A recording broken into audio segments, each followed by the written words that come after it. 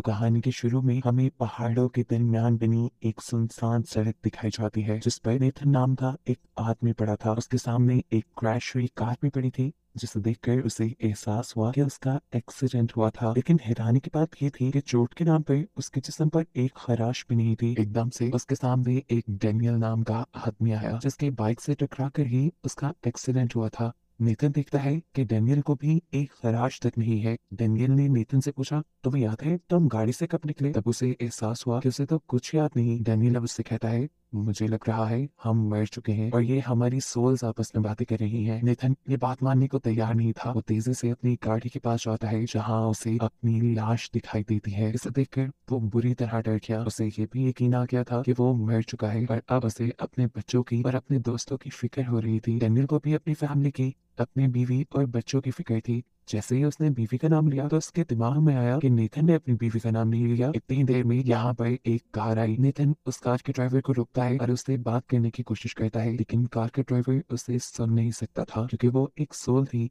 वो ड्राइवर तो असल में सामने नेथन की क्रैश हुई गाड़ी को देखकर रुका था। वो अब नेथन को चेक करता है जो मर चुका था, इसलिए वो नेथन का वॉलेट लेता है और यहाँ से चला जाता है। अपनी डेड बॉडी देखकर नेथन को भी यकीन आ चुका था कि वो मर चुका है और अब वो पैनिक हो रहा था क्योंकि वो जानता था अब मरने के बाद उसे उसके गुनाहों की सजा मिलेगी और उसका गुनाह था कि उसने अपनी वाइफ का मर्डर किया था। इससे पहले कि वो कुछ और बोल पाता, एकदम से डेनियल को कुछ म्यूजिक की आवाजें आने लगी। पीछे मुड़कर उसने देखा तो वहाँ एक सफेद दरवाजा खुल चुका था और इनके ऊपर अब बर्फबारी भी हो रही थी। डेनियल को तो उस दरवाजे से निकलने वाली म्यूजिक की आवाज आ रही थी, लेकिन हमें पता चला कि नेथन को ऐसी कोई आवाज सुनाई नहीं दे रही। अभी ये लोग यही बातें कर रहे थे कि एकदम से उनके पीछे एक लाल रंग का दरवाजा खुला जिसके अंदर से चीखने और चिल्लाने की आवाजें आ रही थी और ये आवाजें सिर्फ नेथन सुन पा रहा था। अब इन दोनों ने सोचा कि ये सफेद दरवाजा जन्नत का हो सकता है जबकि वो लाल वाला दरवाजा हेल का है। और क्योंकि हेल से निकले हुए दरवाजे की आवाज से नेथन सुन पा रहा था तो इसका मतलब नेथन हेल में जाने वाला था और उसे उसकी वाइफ के मर्डर की सजा मिलने वाली थी। जबकि डेनियल को सफेद दरवाजे में से आवाजें आ रही थी, इसलिए डेनियल जाने वाला था हेवन में। पैनिक होकर नेथन डेनियल से कहता है, मैंने उसका मर्डर नहीं किया, मैंने तो उसकी मदद की थी। वो बीमार थी, अपनी बीमारी में तड़पती थी, मैंने तो बस उसकी तड़प खत्म की। डेनियल उसकी बातों पे ज्यादा ध्यान नहीं देता और खुद हेवन के दरवाजे की तरफ बढ़ जाता है। उसको हेवन के दरवाजे की तरफ बढ़ता देख नेथन उसे धक्का देकर दूर फेंक देता है और खुद उस दरवाजे के अंदर जाने की कोशिश करता है, लेकिन कोई फायदा नहीं क्योंकि उस दरवाजे ने नेथन को एक्सेप्ट ही नहीं किया। ये देखकर डेनियल उससे कहता है, तुम्हें एक अच्छे इंसान की तरह बिहेव करना चाहिए तभी तुम्हारे लिए कि हेवन का दरवाजा खुलेगा। उसकी बात मानते हुए नेथन कन्फेस करता है कि माफ करना, मैंने तुम्हारी बाइक को जानबूझकर नहीं धक्का दिया था। डेनियल अब उसके गले लगता है और बताता है कि इसमें सारी गलती तुम्हारी नहीं, असल में मेरा भी ध्यान भटका हुआ था सामने रोड पे चलने वाली बच्ची को देखकर। ये कहकर वो खुद हेवन के दरवाजे के अंदर चला जाता है, लेकिन हैरानकुन बात ये थी कि वो दरवाजा पार करके भी इसी दुनिया में घूम रहा था। अब यही उन्हें वो बच्ची नजर आती है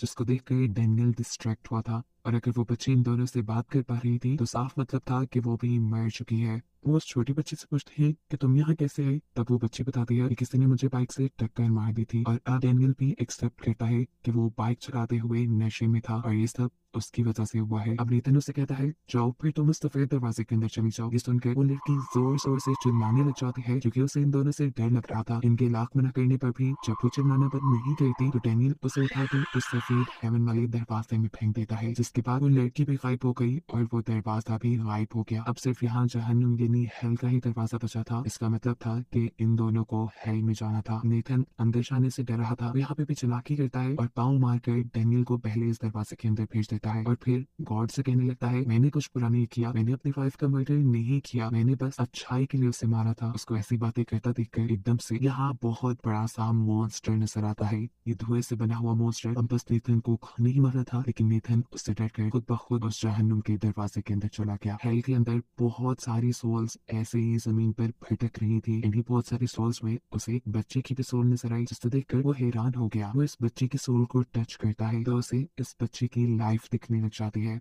इस बच्ची को असल में दुनिया के अंदर कुछ खौफनाक चीजें नजर आती थी, जिससे वो हमेशा डरती थी। उसकी मॉम को लगता था कि वो बच्ची बीमार है, वो उसका इलाज करवाना चाहती थी, जबकि उसके डैड को लगता था कि वो बच्ची उनके लिए खतरा है, इसलिए वो दोनों हर वक्त लड़ते रहते थे। अभी भी उसके मॉम डैड बहस कर रहे थे। उनको इग्नोर करते हुए वो किचन में जाती है और ब्रेड पर जैम लगाना शुरू कर देती है, वो भी बहुत ही अजीब तरीके से। उसे चाकू चलाते हुए बहुत ही मजा आ रहा था। इस सब के बाद हम उस बच्ची को उसके थेरेपिस्ट के पास देखते हैं। थेरेपिस्ट को उस बच्ची ने बताया कि मुझे अपनी बहन को तंग करना, उसे पेंसिल चबाना बहुत अच्छा लगता है, साथ ही साथ चाकू से खेलना भी, और उसे अपने माँ बाप को तंग करना भी पसंद है। वो बताती है कि मैं अपने मॉम डैड को चोट पे पहुंचाना चाहती हूँ। अगले सीन में हमें इस बच्ची को डाइनिंग टेबल पर बैठा दिखाया जाता है। वो जोर जोर से नाश्ते के लिए चिल्ला रही थी, लेकिन कोई भी उसकी आवाज सुनकर नहीं आया। फिर वो खुद उठकर चली गई और जब वो वापस आई तो उसके हाथ में सीरियल का एक बॉल था और साथ ही उसके कपड़ों पर खून के निशान भी लगे थे। कैमरा जब जमीन पर फोकस किया जाता है तो हमें देखने को मिला वहाँ जमीन पर इस बच्ची के पेरेंट्स की लाश थी। मतलब इस बच्ची ने अपने पेरेंट्स को मार डाला। वहाँ मार गए कि बच्ची चेक करती है कि क्या उसके माँ बाप सच में मर गए, और जब उसे ये यकीन आ जाता है तो वो अपनी मॉम की गाल पे गुड बाय किस करती है और फिर दोबारा से अपना जैम सैंडविच बनाकर अपनी बेसमेंट में चली जाती है, जहाँ उसका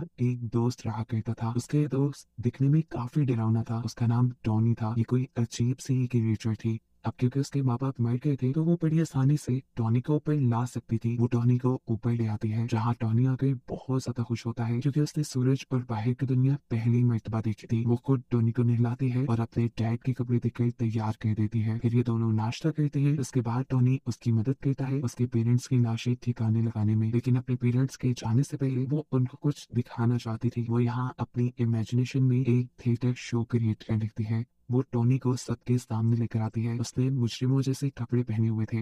वो अपनी ऑडियंस को बताती है कि टॉनी एक किलर है और इसे इसके की सजा मिलनी चाहिए। टॉनी यहाँ सबसे कहता है, नहीं मैंने कुछ नहीं किया, मैं तो हमेशा अपने गार में रहता था। लेकिन यहाँ जीन ये बच्ची सबसे कहती है, नहीं इसी ने मारा है मेरे बाप को। तो फिर बताओ इसकी क्या सजा मिलनी चाहिए? उसे फांसी पे लटका दे या ऐसे ही जेल में डाल दे? जिसके बाद जीन अपने ही इमेजिनेशन में उसे फांसी देकर मार देती है। असल में ऐसा यहाँ कुछ भी नहीं हो रहा था। टॉनी अभी भी जीन की मदद कर रहा था उसके पेरेंट्स की डेड बॉडी को ठिकाने लगाने में, जबकि जीन बेड के ऊपर चढ़कर खेल रही थी, जिस बेड के नीचे उसकी मोम की डेड बॉडी थी। इसके बाद टॉनी शीशे के पास खड़ा होता है तो पता चलता है कि वो तो अपने आप को शीशे में देख नहीं पा रहा था। साफ मतलब था कि टॉनी सिर्फ जीन की इमेजिनेशन में था, वो सच में एग्जिस्ट नहीं करता था। और इससे हमें ये भी अंदाजा हो गया कि जीन ने खुद अपने मॉम डैड को मारा है और इल्जाम वो बार बार टॉनी पर लगाती है। अगले दिन टॉनी और जीन बैठकर जब नाश्ता कर रहे थे तभी दरवाजे पे नॉक हुई। जीन चेक करने के लिए गई तो वहाँ एक पोस्टमैन था जिसे डिलीवरी देने के लिए किसी बड़े आदमी की जरूरत थी। वो पूरे घर में शोर मचाती है, टॉनी टॉनी, लेकिन टॉनी उसे कहीं नहीं मिलता। आखिर वो डिलीवरी मैन ही चला जाता है। इस डिलीवरी मैन के जाने के बाद से टॉनी मिल भी गया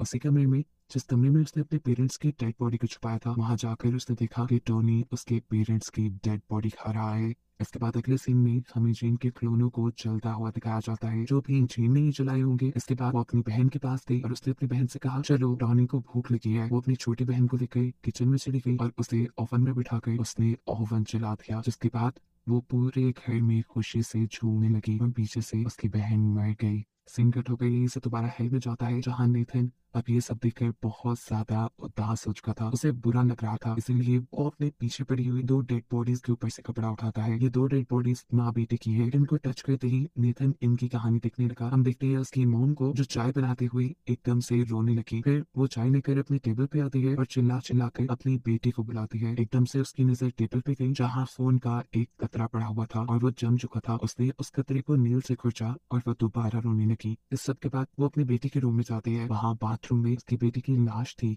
और उसके बिहेवियर से ऐसा लग रहा था जैसे उसे इस लाश के बारे में पता हो। वो उसे टब से बाहर निकालती है और फिर किसी डॉल की तरह घसीटते हुए वो उसे कपड़े पहना कर डाइनिंग टेबल पे ले आती है। उसके आगे नाश्ता रखती है और उससे कहती है, अच्छा सॉरी अब उठ भी जाओ, मुझे पता है कि स्कूल तुम्हें बिल्कुल पसंद नहीं, अब मैं तुम्हें स्कूल बिल्कुल नहीं भेजूंगी। अगर आज सब कुछ ठीक होता तो हम दोनों वेकेशन पे होते। सीन से कट होकर हमें एक दिन पीछे का सीन दिखाया जाता है, जहाँ ये लड़की वॉशरूम में नहा रही थी। उसके मॉम से आकर कहती है, जल्दी तैयार हो जाओ, रोज रोज स्कूल के लिए लेट नहीं हो सकते। लड़की भी तैयार होकर डाइनिंग टेबल पर आ जाती है और मॉम से कहती है, मॉम मुझे स्कूल नहीं जाना, मुझे वो स्कूल बिल्कुल पसंद नहीं, वहाँ पर सब मुझे बुली करते हैं। टेबल पर बैठे हुए उसके हाथ में एक चाकू था जो गलती से उसके फिंगर पर लग गया और खून उसने टेबल पे लगा दिया। यही जमा हुआ खून तो पिछले सीन में उसकी मॉम ने टेबल से उतारा था। फिर यहाँ हमें दिखाया जाता है कि वो दोनों दोबारा बहस कर रही है। उसकी बेटी स्कूल नहीं जाना चाहती जबकि वो अपनी बेटी से कहती है, अरे कुछ नहीं होता, नया स्कूल है, दोस्त बनाने में वक्त लगता है। लेकिन उसकी बेटी स्कूल छोड़ना चाहती थी। सील्स अब दोबारा प्रेजेंट में आई जहाँ उसकी मॉम ने उसे व्हील चेयर पर बिठाया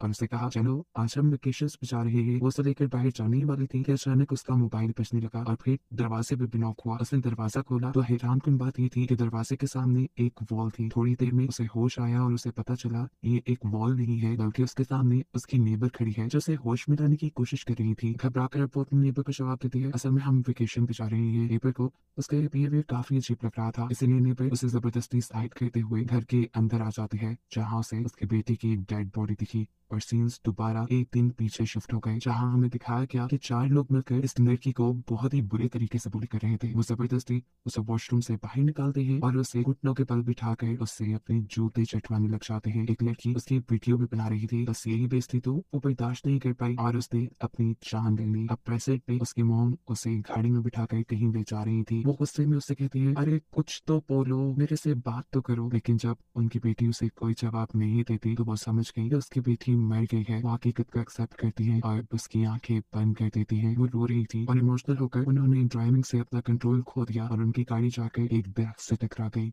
थोड़ी देर में फायर फाइटर्स यहाँ पर पहुंचे, उस औरत को कार से बाहर निकाला लेकिन वो अपनी बेटी को अकेला छोड़कर बाहर नहीं आना चाहती थी। लेकिन फायर फाइटर जबरदस्ती उसे बाहर निकाल देते हैं और साथ में उसकी बेटी की डेड बॉडी को भी, जिसके बारे में उन्हें लगा कि शायद ये लड़की इस एक्सीडेंट में ही मारी गई है। उसकी सुसाइड का तो इन्हें पता ही नहीं चला। ये सब देखने के बाद नेथन अब बुरी तरह डर चुका था। वो और किसी डेड बॉडी को टच करना नहीं चाहता था, इसीलिए वो पीछे हो गया। और तभी यहाँ पर हेल्थ का गार्ड आ गया जिसने उसे कहा कि तुम यहाँ अपने बुरे कामों की वजह से हो और अब मैं तुम्हें तुम्हारे बुरे कामों के लिए सजा दूंगा। नेथन उसे समझाने की कोशिश करता है, अरे मैंने बुरा काम नहीं किया था, मैंने अच्छा ही काम किया था, मैंने उसे उसके दर्द से आजादी दी थी। तब वो गार्ड उसे जवाब देता है, नहीं, जो भी था तुम्हें उसकी जान लेने का हक नहीं था और अब तुम्हें उसकी सजा मिलेगी। वो उसे अंधेरे कमरे में ले जाता है जहाँ पर बहुत सी सोल्स और भी थी। वो कहता है अब तुम्हें यहाँ पर 4000 साल रहना होगा। ये कहकर वो यहाँ से चला गया और नेथन परेशान खड़ा रह गया। उसे समझ नहीं आ रही थी कि वो क्या करे। तभी उसके सामने एक बहुत बड़ी सी सोल आ जाती है जो उसे तंग करना शुरू कर देती है। नेथन उसे कुछ नहीं कह पाता, वो बहुत बड़ी थी। उसने नेथन को उठाकर मारना शुरू कर दिया। उसने नेथन को इतना मारा, इतना मारा, इतना मारा कि वो इस सोल की दुनिया में भी मर गया। ये देखकर डेविल जल्दी से यहाँ आया और उस सोल को डांटने लगा